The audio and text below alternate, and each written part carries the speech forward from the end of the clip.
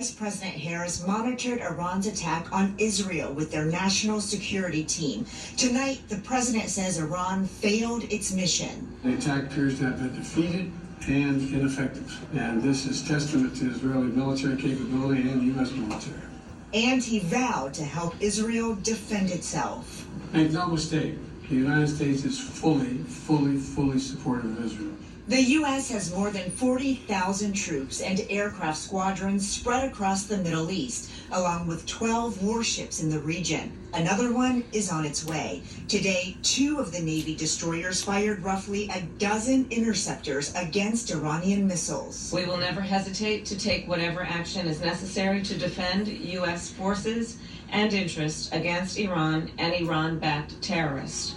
And we will continue to work with our allies and partners to disrupt Iran's aggressive behavior and hold them accountable. Former President Trump claimed Biden and Harris are leading the U.S. to the brink of a wider war. Iran has been exporting terror all over the world, and it's been just unraveling. The whole Middle East has been unraveling, but of course the whole world has been unraveling since we left office.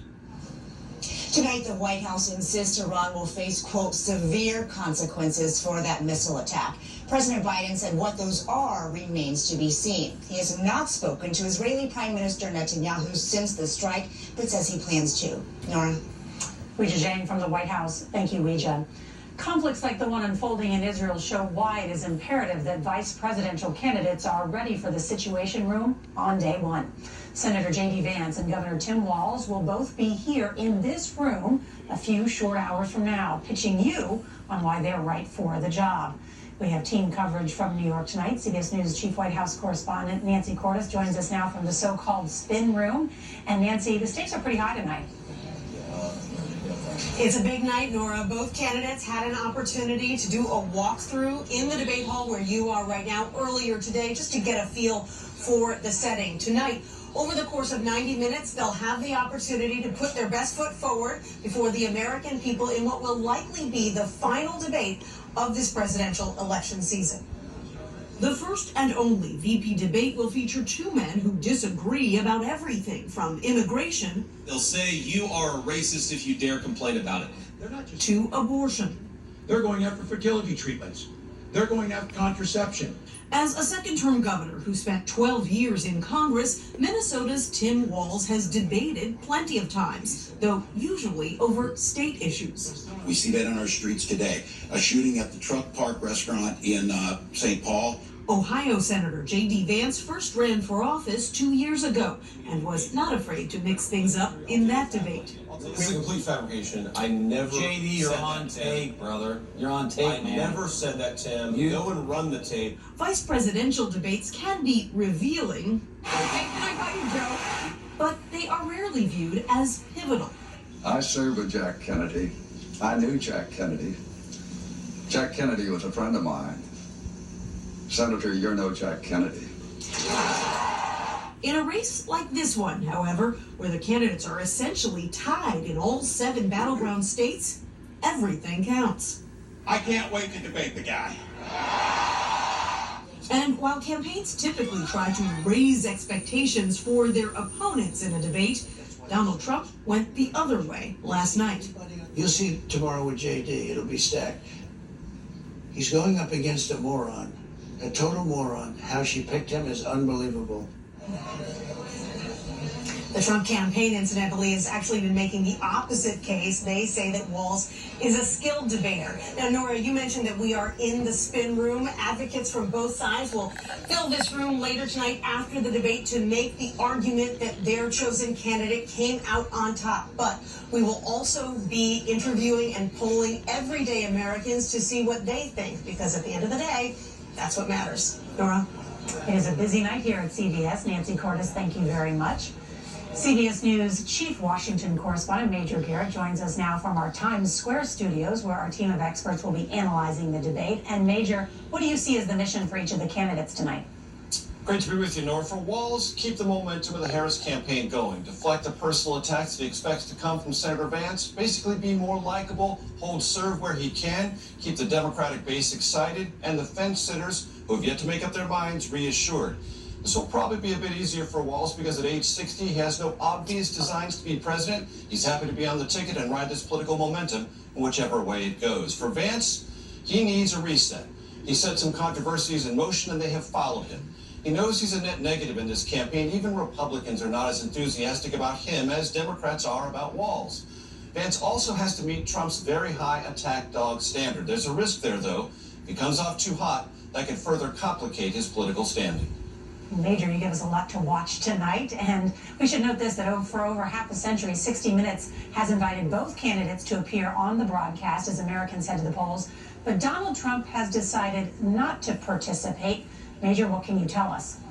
A very important moment in this campaign, Nora. After initially accepting a request for an interview with our correspondent Scott Pelley for an election special on October 7th, the Trump campaign decided they would not participate. Pelley will address this during the special next week. We should add the Harris interview will go on as planned. All right, Major Garrett, those new developments. Thank you, Major.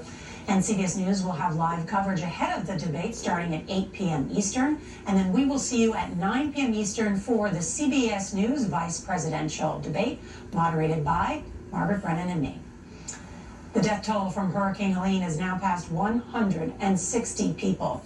In North Carolina, hundreds are still missing and teams are searching the mountains for survivors. Today, CBS's Lilia Luciano rode along with the National Guard, making aerial rescues. Flying high over the mountains of western North Carolina, this National Guard crew scoured the landscape, which seemed swallowed by the river.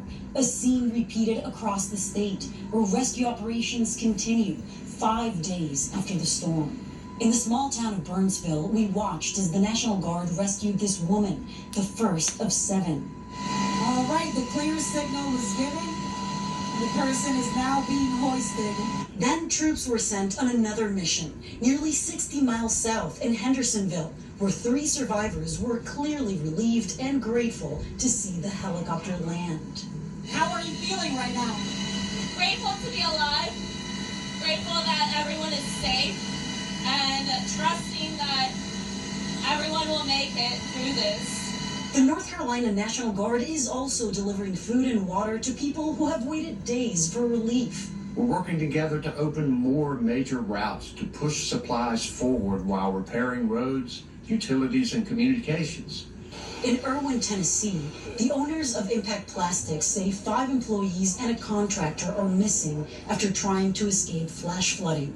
For some of those rescued today in North Carolina, this baseball field became a home base to regroup and begin to recover. I figured I could do more for the community by being on the outside. So that's kind of where I'm at. It was stressful, but not the worst experience in life.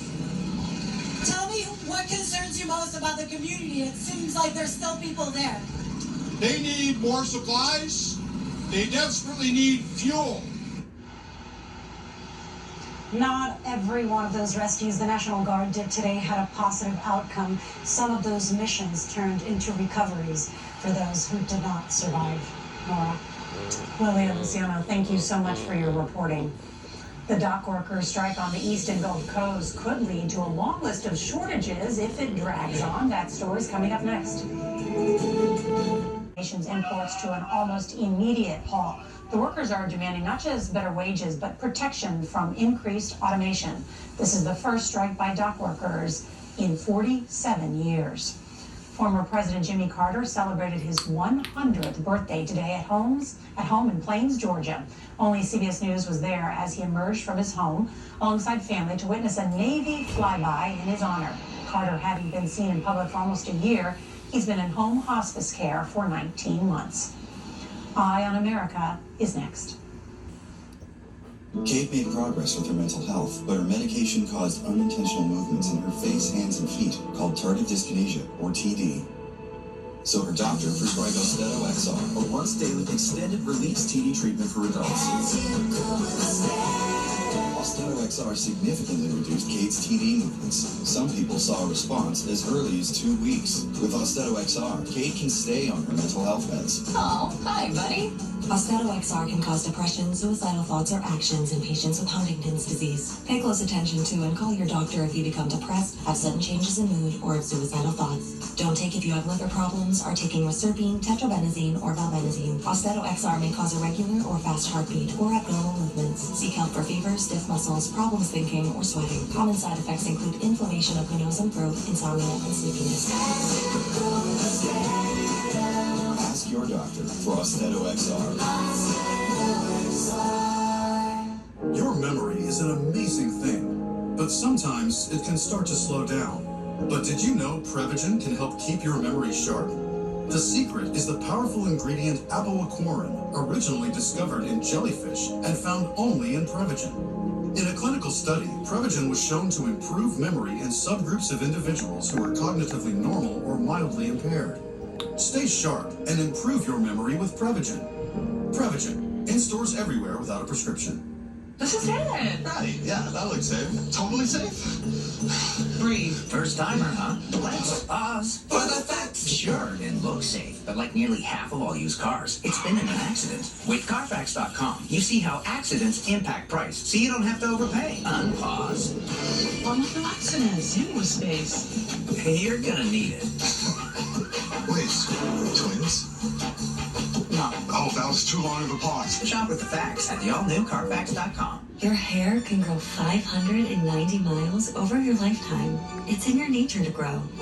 Nature's Bounty helps you grow thicker, fuller hair with just one capsule a day. You are bountiful. It's in your nature. Nature's Bounty. If you have chronic kidney disease, you can reduce the risk of kidney failure with Farxiga, because there are places you'd like to be. Farxiga can cause serious side effects, including ketoacidosis that may be fatal, dehydration, urinary tract or genital yeast infections, and low blood sugar. A rare life-threatening bacterial infection in the skin of the perineum can occur. Stop taking Farxiga and call your doctor right away if you have symptoms of this infection, an allergic reaction, or ketoacidosis. Look at this outfit. Man, give me some love, baby. Up top.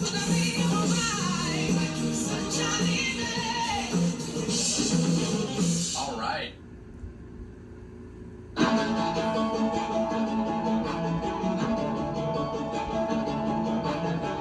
A legal showdown is developing in Georgia over how ballots should be counted. The state election board is requiring a hand count, while Democrats are now suing to stop that. In the last 4 years, 11 states have attempted hand counting in local elections or introduced legislation requiring a hand count. But as Major Garrett reports in tonight's Eye on America, there's no evidence it's more reliable. For the last year, Mark Cook has been preaching a kind of low-tech election-doubting gospel in communities across the country.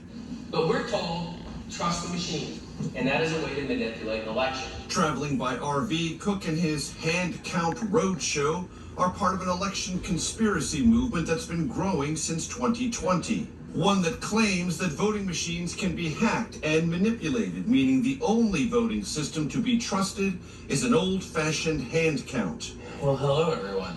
I'm back.